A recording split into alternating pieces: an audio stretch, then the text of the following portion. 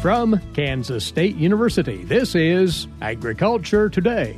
Eric Atkinson here, and here's today's lineup. K-State's Dan O'Brien will discuss this week's grain market reactions to ongoing weather challenges for crop production here in the U.S. and abroad. And Dan will tell us about his new local grain price basis maps for Kansas and the surrounding area, now available for you producers to reference.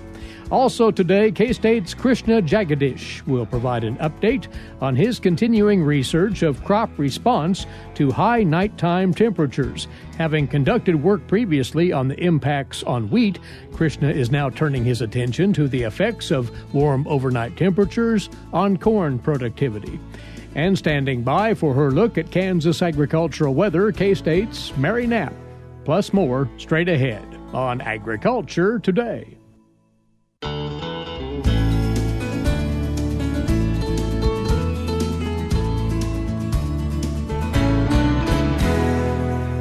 You're listening to Agriculture Today from the campus of Kansas State University.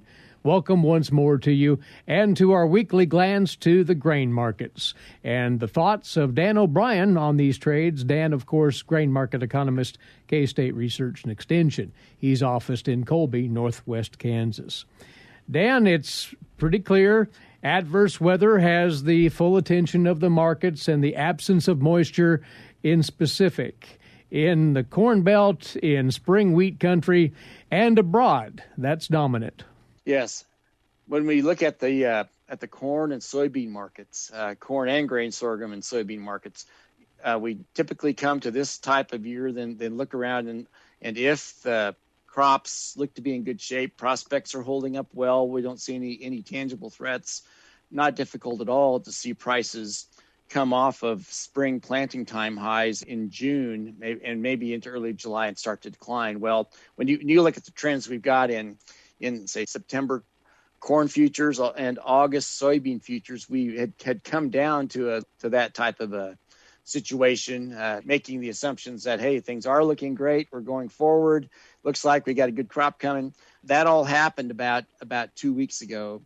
And then as we saw forecast rainfall not quite be enough to reverse downward trends. And now, as we have forecasts in coming weeks, very, very critical weeks for corn. This is halfway through pollination or so. Again, a lot of pollination happening last half of July. Well, hotter than blazes, dry. And heading into August, when we have reproductive processes for soybeans happening as well. And so the weather issues have come upon these primary fall harvested markets and have led the trade to not just to quote, give up the ship in terms of strong prices. In fact, we've sort of reversed the downward trends and are going sideways to somewhat higher. Some might wonder, are the summer lows now in?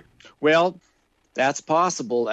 You'd still have to think once we get through this to get bushels actually coming in, unless we're really short by billions of bushels, that there'd be at least some moderation heading into harvest.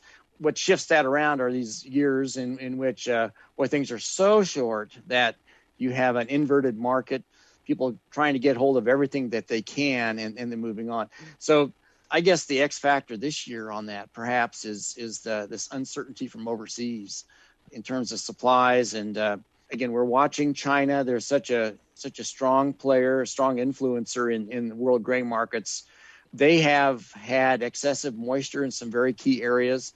And everything that we read is that they're very, very, quote, tight-lipped about letting much information out about that. Well, that would be consistent with behavior that a buyer would follow if they saw problems coming on and they didn't want to have the whole world know about it and to keep the price kind of muffled. So anyway, that we have that.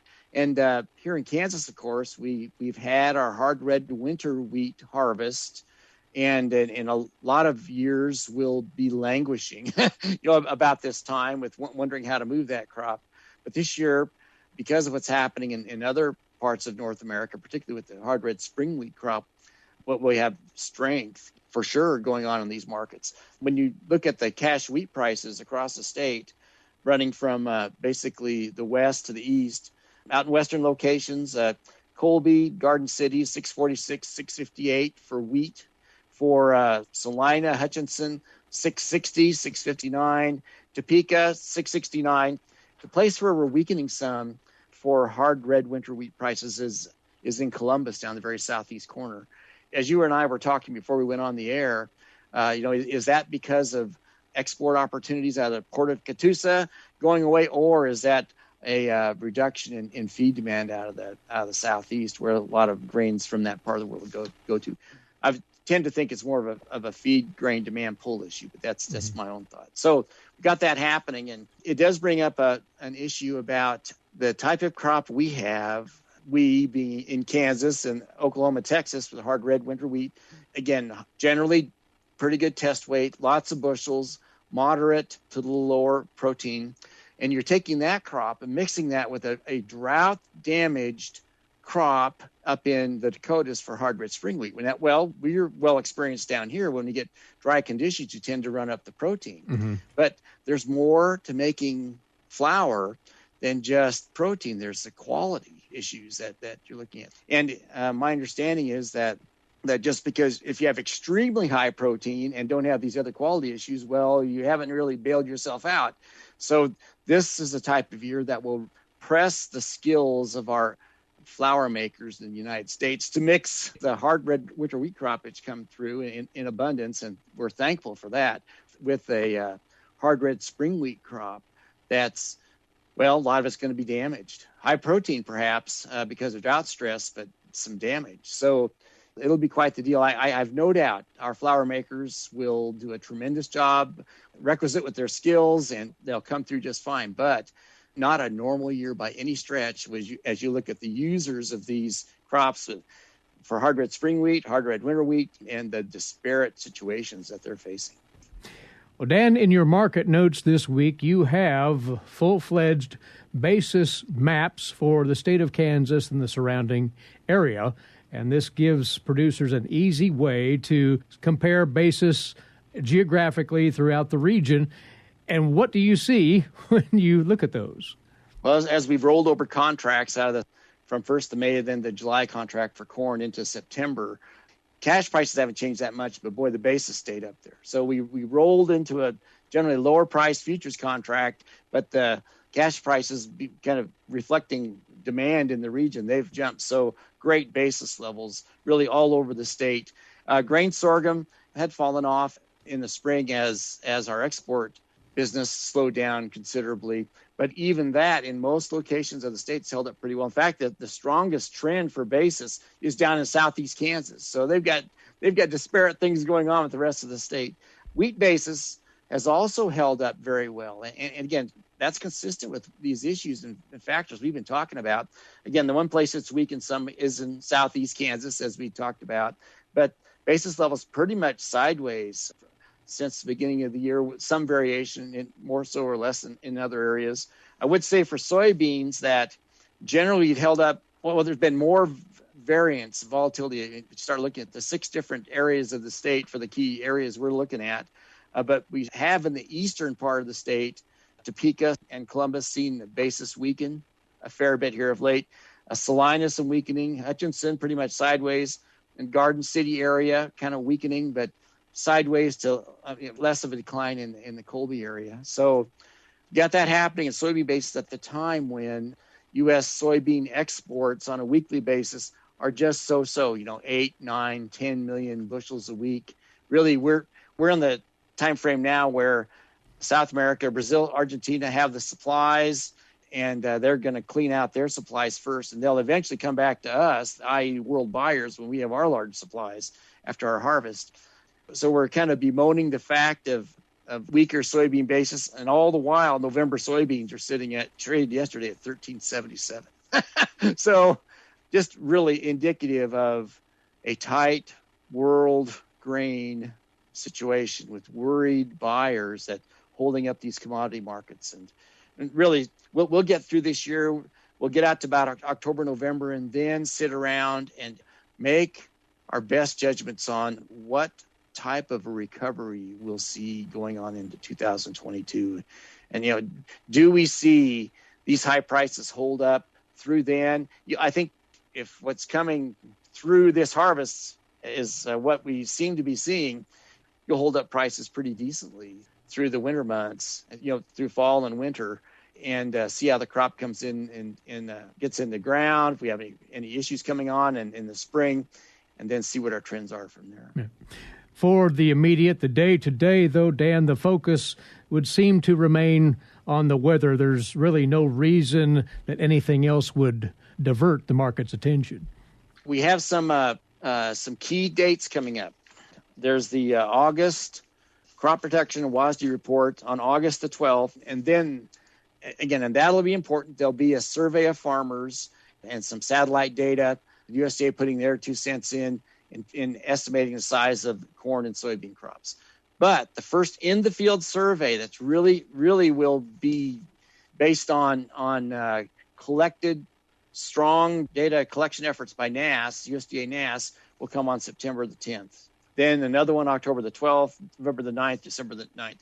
To me, it seems that when the USDA goes out, their first measure on that September report is the big one. And then they fine-tune that one until they come into the January 2022 report. So a lot of volatility very, very likely to happen around that September report. Right. Which we will, of course, be previewing as we get closer to that time. For the here and now, take a look at those local basis maps for Kansas and the region that Dan has put together, handy for you producers, in his grain market notes for the week at agmanager.info. That's where they're posted, agmanager.info. As always, Dan, thanks for the comments. Thank you, Eric. Take care. That from Research and Extension grain market economist Dan O'Brien of K-State, opening up this Agriculture Today.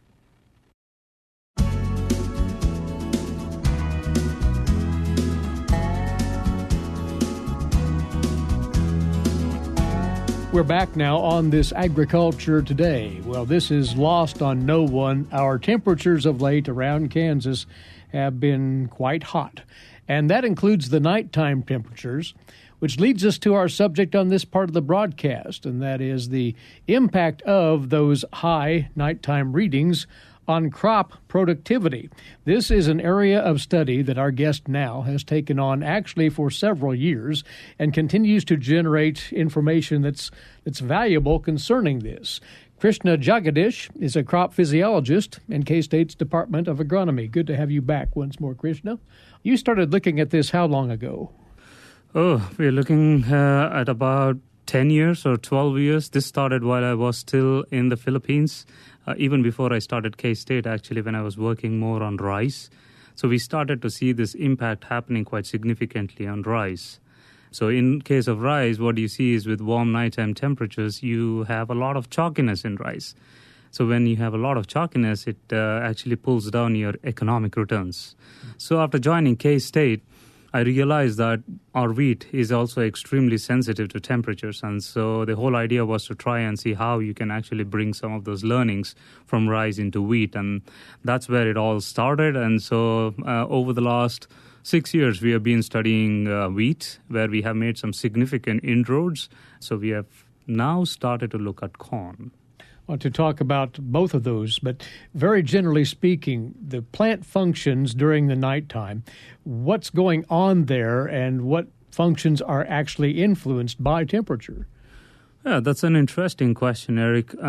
Especially in the parts that we are here in Kansas, your temperature starts to rise when your plants are finished flowering and your grains are starting to fill, right?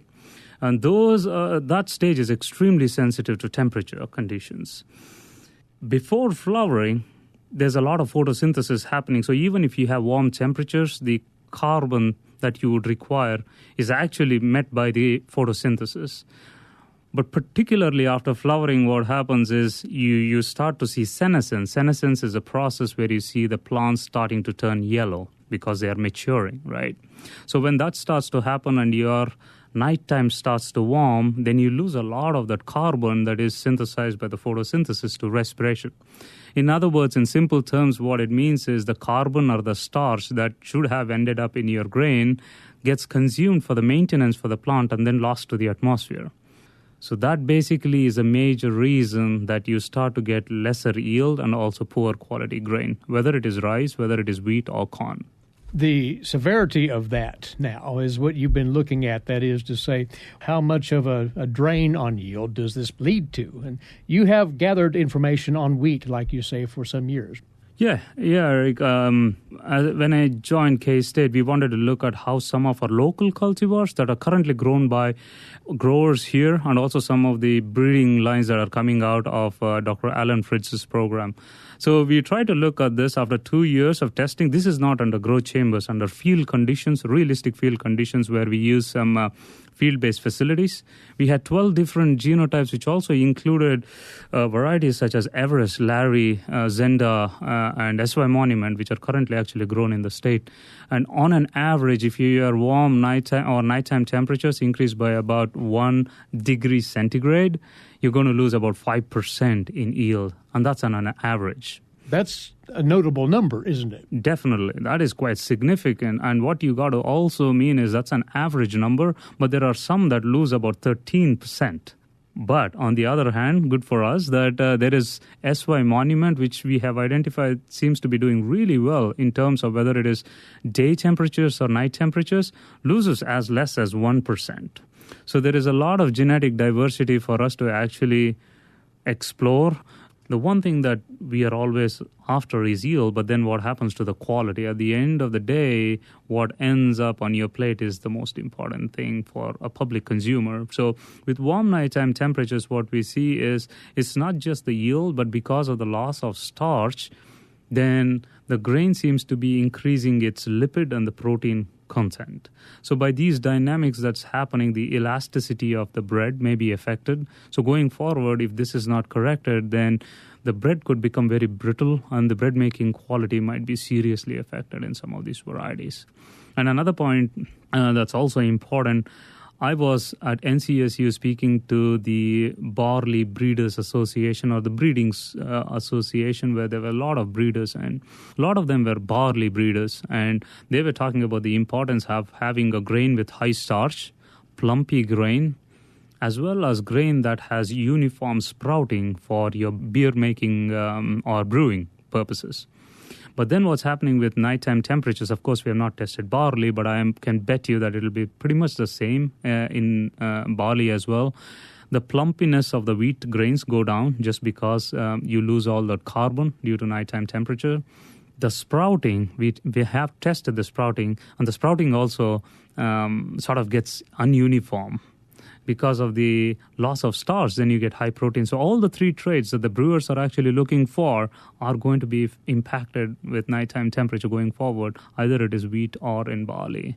So it's bread, beer, some of these and the quality are all going to be affected. So it's quite serious unless it is fixed. So I think it's good that we start looking into it and start fixing it. And you're taking this work further, as you say, right now, in addition to continuing observations on wheat, you've picked up on corn research in this area. How far along are you, Krishna? For that, the rationale also of why we actually jumped from wheat to corn is important, right, Eric? Okay. And when you look at the crops that we have studied, first was rice, then it is wheat, and now it's corn.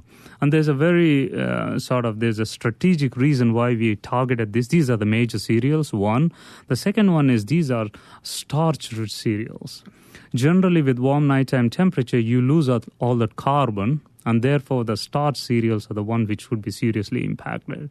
So after studying wheat, where we see that the starch is going down and it's pretty much a similar impact as in rice, we feel that corn will be even more significantly impacted by nighttime temperature. And the reason for that is your corn plant is huge compared to that of your rice or wheat. It's probably 2.5 times more the biomass, right? So when your nighttime temperature starts to increase, the plant really needs to maintain all that activity and the biomass. So for corn, having to maintain so much of biomass, then it will lose a lot more carbon. And you will start to see that impact in the grain. And so probably, this is our hypothesis, that you will see a much larger impact of starch reduction in corn, which could basically have an impact both on animal feed as well as biofuel industry going forward. Again, hypothetically. You have yet to affirm all of that, but that's your immediate intent here. Yes, that is the hypothesis, as I clearly mentioned, and we have 12 hybrids that we are currently growing. It's just been 4 days that we have started the stress, and you can see how warm it is right now. So in the next couple of months, we will possibly have an idea of how far of an impact that we may be seeing with warm nighttime temperatures in corn, considering that these hybrids that we are actually testing are the ones that are currently being grown. You have referred to this already, but the saving grace here, Krishna, is that there are genetics apparently out there, at least in wheat, hopefully in corn as well, that can counter this effect. Yeah, Eric. So as soon as we realize that for every degree centigrade, you're actually losing up to 5%, or in some of these varieties much higher than that, we built some of the newer facilities on the farm that we have spoken to you about previously. In those, we actually brought together 320 different genotypes that are a combination of lines that are coming out from different breeding programs. And the whole idea was to try and see what is the level of genetic diversity that we have in these panels. So some of them, as we see with the first year of testing from the 320 genotypes for warm nighttime temperature, there is a lot of diversity in there. And so the whole idea of this is to capture the diversity in a way where we can work with the breeders going forward. And just like what K-State has produced some of those excellent varieties, we would want to maintain that genetic gain going forward. So that said, using these material that we have tested, those that can actually maintain yield under warm nighttime temperature is what we would want to get into the breeding program, work with Dr. Alan Fritz's program, and then develop wheat varieties for Kansas and also the surrounding states. The important thing, though, is that you have established this research protocol that allows you and your team to evaluate the responses of various genetic lines of wheat and corn. So this can perpetuate itself for quite a while. Definitely. And the protocol and the system and the facilities are so well developed that on the facilities we built in a way that you can test sorghum, because we are testing corn, which is much more taller than sorghum. So we have the ability, we have the expertise and the tools to actually look at other crops as well and translate some of the findings that we have on these crops onto other crops that become of interest to Kansas or for U.S. agriculture in general. Well, it's excellent work. It has been for some years, and it does shed important light on this matter of nighttime temperatures. Should they continue to escalate, how our conventional field crops in Kansas respond to those temperatures, and how that can then parlay into our variety and hybrid development programs for the benefit of Kansas agriculture. Krishna, good work as always. Thank you for reporting on it with us today. Thanks, Eric. Thanks for having me. Crop physiologist, K-State's Department of Agronomy, Krishna Jagadish. You're listening to Agriculture Today.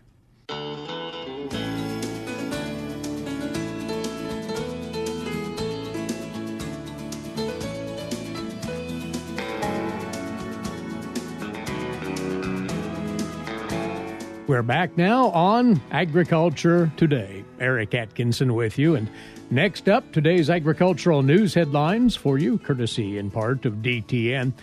Well, the USDA has now confirmed that African swine fever has been found in the Dominican Republic. The USDA's Foreign Animal Disease Diagnostic Laboratory confirmed ASF in samples from pigs in that country via a cooperative surveillance program. The Dominican Republic officials said that testing of 389 samples from farm-raised and backyard pigs was conducted, and that African swine fever was found in a small population of backyard pigs. The USDA's Rod Bain continues. The first case of African swine fever in the North American continent in 4 decades has been confirmed in the Dominican Republic, confirmed by USDA's Foreign Animal Disease Diagnostic Lab. Animal and Plant Health Inspection Service Associate Administrator Jack Scher says safeguards are in place and will be enhanced to prevent ASF from entering our country. We don't accept any pork or pork products from either the Dominican Republic or Haiti as it is now because they have classical swine fever. We also have been in contact with the Department of Homeland Security and the Customs and Border Patrol people to increase our surveillance and our mitigations and work with boats and air traffic that come from the Caribbean, especially the Dominican Republic, in regards to increased vigilance for passenger baggage and the possibility of meat and meat products that might come in, especially pork, in those bags from people that are coming to visit relatives or are unaware of the regulations in regard to those products. And while biosecurity measures are in place and will be expanded at our nation's borders, Dr. Scher adds when it comes to domestic swine farms and facilities, now's the time to increase or beef up that biosecurity to make it more impenetrable than it has been in the past, and to be aware of some of the things that they need to do to protect their farms. I'm Rod Bain reporting for the U.S. Department of Agriculture in Washington, D.C. Now, the USDA said it has offered additional testing support and will consult the Dominican Republic on any additional steps of actions to support response and mitigation measures. The USDA has offered similar help to Haiti, sharing a border, of course, with the DR, and also has a higher risk for African swine fever. Bayer CEO Werner Baumann said that company will appeal to the Supreme Court a $25 million judgment rendered in a Roundup lawsuit, as Bayer hopes to put the multi-billion-dollar legal battle to rest. In addition, Baumann told investors during a call yesterday that although that company believes the court will review its case, it's preparing for future Roundup settlements. Bayer has 30,000 cases still to settle out of what was about 125,000 total cases. The U.S. District Court for the District of North California rejected the $2 billion settlement earlier this year, expressing concern that it would not adequately address the concerns of families who may later be diagnosed with non-Hodgkin's lymphoma. Bayer announced several steps it'll be taking on glyphosate in the coming years. That includes setting aside $4.5 billion for potential future legal claims and settlements if the Supreme Court does not agree to a review. That would put the total payout of Roundup claims at more than $14 billion. And Scouts finished off the Wheat Quality Council 2021 Spring Wheat and Durum Tour late yesterday morning, ending the day in Fargo, North Dakota. For the final tour discussion, the final tour yield for all spring wheat was calculated at 28.9 bushels per acre, hard red spring wheat at 29.1 bushels, and durum at 24.3 bushels per acre. This was the tour's lowest calculated yield for both crops since 2008. That year, hard red spring yield was calculated at 31.7 bushels, durum at 23.3 bushels per acre. Well, recently, Kansas wheat, along with counterparts in Oklahoma, were able to showcase the resulting product from the 2021 wheat harvest to wheat customers in South America. Though international travel restrictions forced this to be a virtual event, it came off quite successfully, as we'll hear from Marcia Boswell on this week's Kansas Wheat Scoop. Marcia? More than 110 customers from across South America, representing 92 different companies, tuned in on July 15th for a virtual wheat crop update. U.S. Wheat Associates, the industry's export market development organization, organized the activity, which included reports on the hard red winter and soft red winter wheat harvests from Kansas and Oklahoma. According to Aaron Harries, Vice President of Research and Operations for Kansas Wheat, our buyers appreciate these webinars, especially when in-person visits are not possible. This virtual setting continues a long-standing tradition of providing our global buyers with greater insight into the production potential, preliminary quality data, and the factors currently affecting the market and prices. In a normal year, U.S. Wheat Associates organizes in-person tours across the globe, called crop quality tours, to provide first-hand insights into the current year's wheat harvest. This year, these programs have transitioned to a virtual format. According to Maria Fernanda Martinez-Lopez, U.S. Wheat Associates Program Coordinator for South America, even though this type of activity does not replace the crop quality tours, the virtual program did help to reach more people in less time. It has allowed us to expand participation to people involved not only in the wheat purchasing process, but also those who support making those decisions, such as staff from research and development and quality control from mills, pasta, and biscuit manufacturers from South America. 70% of the participating countries were wheat importers, important audiences for Kansas wheat farmers, as half of the Kansas wheat crop is exported. These South American markets represent 16% of U.S. wheat market share, with imports for the last 5 years ranging from roughly 19.9 to 49.2 million bushels.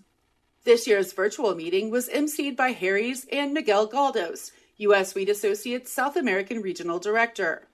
Romulo Lulato, Wheat and Forage Extension Specialist at Kansas State University, discussed the preliminary report on the Kansas hard red winter wheat harvest, followed by reports on the Oklahoma hard red winter wheat crop by Mike Schulte, Executive Director of the Oklahoma Wheat Commission, and Kansas soft red winter wheat crop by Justin Gilpin, Kansas Wheat CEO. The program ended with comments from Sean Campbell of the Andersons Trading Group on the grain trade and Brian Lennon, a wheat farmer from Goodland, who was in the midst of harvest. Lopez said, "We truly believe that informed people make better decisions, and with these kinds of activities, we offer the opportunity to reinforce our customers' knowledge in U.S. wheat and its journey from the farm to their respective countries." For Kansas Wheat, I'm Marcia Boswell. Thanks, Marcia. And we'll finish out with the latest word on Kansas agricultural weather and the outlook from Mary Knapp. She's next on Agriculture Today.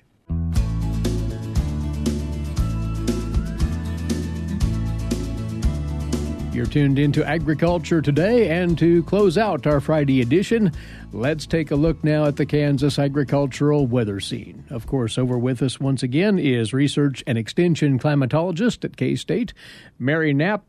Mary, we can't escape the topic of the day. Oppressive heat has been on in Kansas.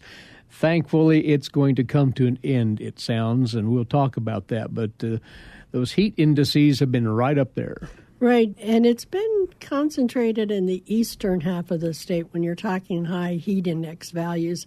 In our Mesonet stations, it was vying between Silver Lake and Rossville for the highest heat index values yesterday, and Silver Lake just barely edged out with 112 for a heat index value in the middle of the afternoon yesterday. In contrast, if you go out into the western part of the state, we were actually seeing heat index values that were 3 and 4 degrees cooler than the air temperature. And that, of course, is due to the very dry air that's out there, the lower humidities. In the eastern part of the state, we were seeing humidity values in the 60s and 70%. Out in western Kansas, it was in the teens and the 20s. So again, those lower heat index values in the west are more comfortable for the humans and the livestock, but it's not so good for the vegetation because what you're setting up in that scenario is very high evaporative demands. Neither condition is a good thing for crops. No, neither one of the two is favorable for the crops. The drought stress is going to be a little bit more pronounced in the western part of the state because you will see, again, the plants struggling to move the water. Even if there is some soil moisture still left, simply getting it up through the plant is going to be difficult in those kinds of conditions. In the eastern part of the state, we still see a little bit of that drought stress, the rolling of the leaves in the afternoon, but it's more you're going to see aborting of the flowers in the soybeans. You'll start seeing some of the kernels abort in the corn.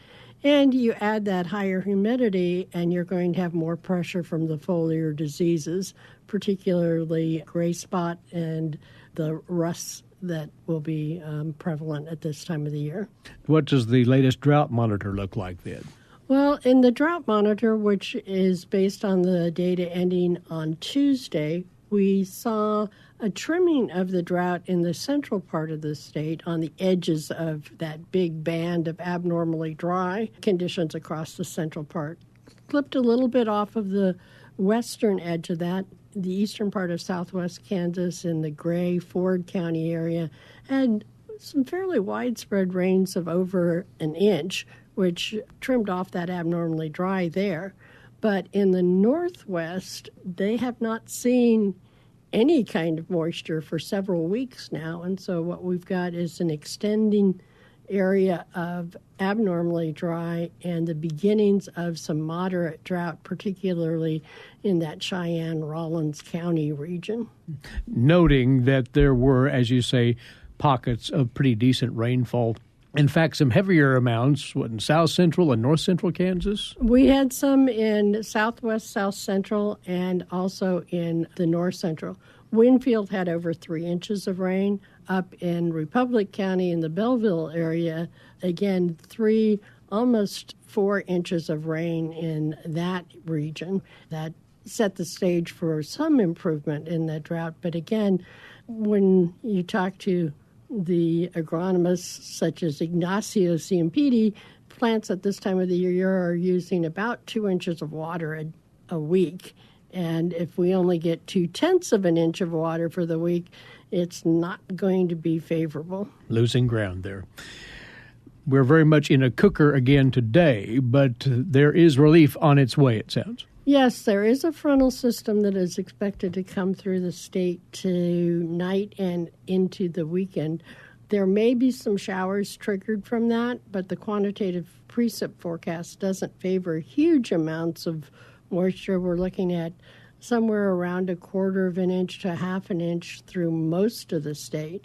It's interesting to note when you look at that national picture, we're going to be surrounded by areas that have heavier rains, particularly the Front Range of the Rockies into northern Nebraska, along the edges in Missouri and over into Oklahoma, so basically circling around us. And from that, we may see a little bit higher amounts along the eastern edge of the state, but again, we're not looking at anything like the normal amounts that we would expect. And normal for this time of the year ranges from about 3/4 of an inch out in the west to just under an inch in the eastern part of the state for a weekly precip here at the end of July, the beginning of August. As important as anything, though, those nighttime temperatures are going to return to much more tolerable levels. Well, again, both the highs and the lows are going to be actually cooler than would be typical at this time of the year. In the eastern part of the state, in this first part of August, we would expect to have highs in the right around 90, 91 degrees and lows in the upper 60s. The outlook for the next week here in the Manhattan area is highs in the mid-80s, may approach 90 at the end of the week, but lows in the lower 60s, which again will be a big relief to the conditions we've endured this week. Bring it on, by all means. And a parting thought here, if somebody out there wants to think cool, well, you tell us that you've seen surprise lilies blooming, and that is often considered an indicator of when that first frost might show up. Right. Folklore has it that the surprise lilies, sometimes also called naked ladies, these pink blossoms on bare stalks, indicate that in 6 weeks you will have your first frost.